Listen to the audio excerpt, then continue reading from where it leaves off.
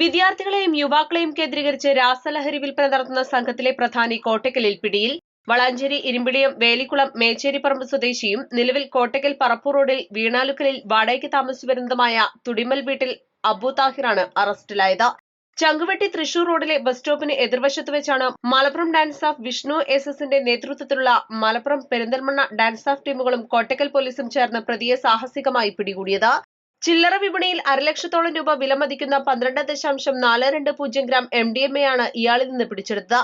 ഇതോടൊപ്പം ലഹരിമരുന്ന് അളക്കാൻ ഉപയോഗിച്ചിരുന്ന ഡിജിറ്റൽ ത്രാസ്, ഉപയോഗിക്കാനുള്ള ഗ്ലാസ് ഫ്യൂമുകൾ, കടത്താൻ ഉപയോഗിച്ച കാർ എന്നിവയും പോലീസ് കസ്റ്റഡിയിലെടുത്തു. കോട്ടയ്ക്കൽ, ചങ്കുവെട്ടി, ചീനക്കൽ, എടരിക്കോട് തുടങ്ങിയ പ്രദേശങ്ങൾ കേന്ദ്രീകരിച്ച് വിദ്യാർത്ഥികൾക്കും യുവാക്കൾക്കും ലഹരിമരുന്ന് എത്തിച്ചു നൽകുന്ന പ്രധാന കണ്ണിയാണ് അബു താഹിർ എന്ന് പോലീസ് പറഞ്ഞു. സംഭവത്തിൽ കൂടുതൽ പേർക്ക് പങ്കുണ്ടോ എന്ന് പോലീസ് അന്വേഷിച്ചു വരികയാണ്.